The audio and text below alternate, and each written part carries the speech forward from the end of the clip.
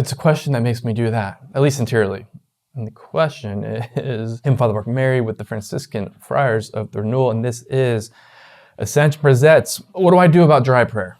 First of all, I think it's beautiful that people are praying and they want to pray well and they want to be faithful and they want some help, but it's just not an easy question to answer. The question, hey, Father, why is my prayer dry?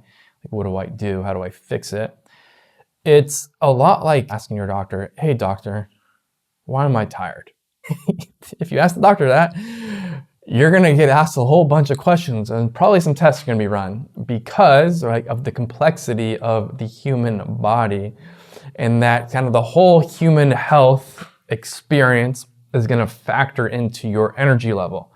So if you are tired, it could be for 100 different reasons because everything sort of factors in. And so there may not be, for you, just a quick, easy answer. With the body, you might be tired because of something seasonal. Maybe you're an accountant and it's tax season, so you're working extra hard, you're a little extra stressed. Maybe you're a parent of a newborn. And so again, how a doctor is going to respond is with some more questions and then potentially some more tests to help diagnose what factor, or probably more likely factors, are causing your experience of a lack of energy and tiredness as you go about your day. Something, again, very parallel with the question of why is my prayer dry? Why am I struggling? It could be because is your, what I would say is your heart unlocked? Is there a particular acute situation happening now which is causing you to protect your heart, to numb yourself a little bit? Has there been a whole lot of life experience which has sort of numbed you? And so maybe the Lord, as you began prayer, gave you a lot of grace and a lot of consolation. Now He's kind of changing His way of walking with you in prayer so that you can experience and kind of look at what's going on with your heart and try to respond to that towards ultimately healing. Maybe your life is just too full and too busy and there's too much noise. Are you afraid of God asking you something? And so you're not having an honest conversation with Him because you're afraid He's going to ask you this thing that needs to change or should change, but you don't want to change. Or maybe you're in mortal sin, or you attached to sin.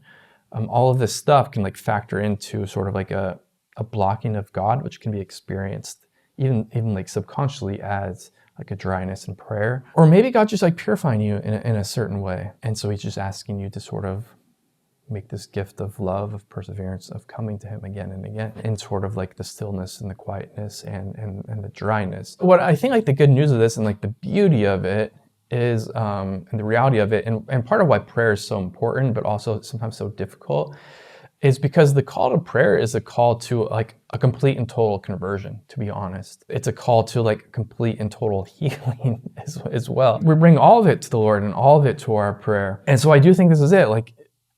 There's just looking at not just specific sin, but lifestyle, even some stuff of the heart on maybe kind of the mental health side of things. All of it affects us, and so all of it can naturally as well kind of have some effect on prayer. But now to give you some concrete things, here's where I'm going to begin with asking somebody some questions, right?